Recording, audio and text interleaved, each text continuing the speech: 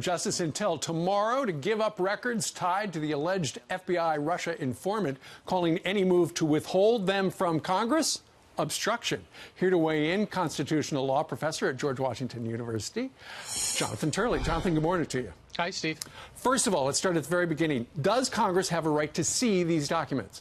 It absolutely does. I mean, Nunes is correct that this committee that they showed these documents to, the Gang of Eight? Yeah, the Gang of Eight is completely informal. It's sort of made up. The group of members that have a right to see this and a need to see it are the two oversight committees in the House and Senate, including the committee of Nunes. Right. And, you know, when he says we don't really see what the justification of this is, I think has a great deal of merit to it. You know, we're not talking about the public release of information. We're talking about the release of information in a classified setting to people that have direct oversight over this agency. Sure. And what's interesting, over the last couple of weeks, we've heard about, well, the Department of Justice is setting up a meeting and they're inviting these select members of Congress to come over. But what they have offered is the Department of Justice will tell them about the documents. They wouldn't actually show them to them. Right. And, you know, what's weird about this is for the two committees, this should have been deeply upsetting, you know, that they say, well, here, we're just going to select these people and show them not the documents, but give them something classified as a circumvention of committees with oversight. For years, many of us have been arguing that these committees needed to get into real oversight. They've been viewed as paper tigers for decades. Nunes is the first chairman who's been this aggressive. And frankly, for those of us who believe we need greater oversight, that's a good change. What's weird is to have the Democrats sounding so much like J. Edgar Hoover. You know, they're saying, you know, this is wrong to require disclosures in a classified setting. Well, that's the meaning of oversight. Sure. You've been watching Congress in Washington for a very long time. Your gut, though, tells you the reason the Department of Justice doesn't want to show this to Congress is it's embarrassing to the Department of Justice. Well, the FBI and Department of Justice has a long and checkered history of classifying things that are embarrassing. Now, I don't know what's going to come out of this. It may ultimately be a great yawn, but the important thing is that the American people need, on both sides, the Trump investigation and this investigation, to see the facts. We don't need it, and that goes beyond just showing it in a classified setting. You know, the public needs to be able to see what the facts are. We'll make up our own decision, but I think what the public is tired of is to have all of these ciphers on both sides, you know, interpreting evidence that we can't see. It's gotten to the point where the public needs to see this material and reach our own conclusions. Absolutely, so we can figure out how all the big puzzle pieces fit together. Jonathan Turley, thank you very much for joining us today. Thank you, Steve.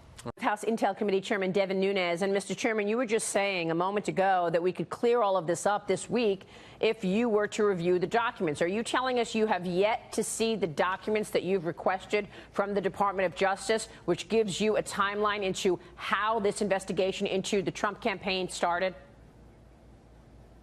That is correct. So last August, we issued a subpoena. We should have been provided all of this information that we've been asking for over and over and over again. We issued a new subpoena, and so now we've been waiting. We've attended two briefings. They were very small briefings, not a lot of information, but we were happy it was progress. We believe that there are some documents, information that we will review this week. What I would say is if you don't have anything to hide, the Deputy Attorney General knows that Mr. Gowdy would love to exonerate the Department of Justice and the FBI. So just provide us all the documents, everything that we're asking for. Let us comb all the way through it, and we'll issue a letter on Friday, and we'll be done with this.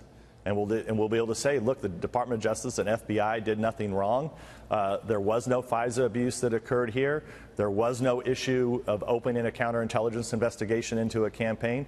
There was no issue with looking at how that investigation was opened. If there was any Five Eyes intelligence that was actually used to open this investigation, we'd like to see it because we have yet to see it. Those are all outstanding questions, not to mention the questionable timeline of the briefings that we have had where we know that the counterintelligence investigation was opened in late July. Well, that's fine. So if that's all the information you have, then why are there these other strange activities leading up to late July, particularly in the spring? was trying to understand this because you broke the news on this program more than a month ago that you've looked for reasons and catalysts to understand how an investigation was opened and launched into the Trump campaign. And you said to us, based on the Five Eyes intelligence of all of our partners across the world, that there was no intelligence that you could find that was launched that investigation. And yet here you have your colleague, Trey Gowdy, saying the FBI did the right thing. So I'm trying to understand where the disconnect is. Well, I think on what Trey Gowdy's saying, and we got to be very careful because the media's tried to make a bigger deal about this than what it is. What Trey Gowdy's specifically talking about is this small slice of the investigation that we're looking at as it relates to whether or not an informant or informants were used. That's what he's referring to when he talks about that the president's not a target of this investigation. I believe that Mr. Gowdy knows very well, and he's been instrumental in helping us get to the bottom of the FISA abuse that did occur. That is absolutely for sure. Right. The dossier was unverified, and that was used to get a FISA warrant. Yes, and there's new information actually this week that the media is ignoring. So the New York Times has reported in the past that the Australian ambassador, Australian high commissioner, is the one that brought this to the attention of the United States government. Now, typically that would have gone through FBI channels. It would have went through the embassy in London, and it would have came across officially. And it didn't. Across the pond officially. And it didn't, and that's what we would like to have seen. Now, this week, we now know that Mr. Downer, the former Australian ambassador, high commissioner in London, said that he had given the information to the Australian ambassador in the U.S. Well, now we know that that's not true. So Mr. Downer now has claimed that in an Australian newspaper, but we now know from sources that have now spoke to different media outlets, the Australians are denying that that's how this happened, that the Australian ambassador in the United States had nothing to do with this. And quite frankly, that's what we want our partners in Australia to do. We don't think that they should be investigating or looking into political campaigns and then willy-nilly throwing that information over to the U.S. government and then opening investigations into political campaigns. That's not what we want to see. If the president is not a target, why are we talking about a potential interview with the special prosecutor? Back to the letter that Fox News has obtained, and that is basically a letter from the senior legal team outlining the reasons why the president should not sit with Robert Mueller and is not going to be subpoenaed and should not be. So if he's not a target, why did they have to send this letter?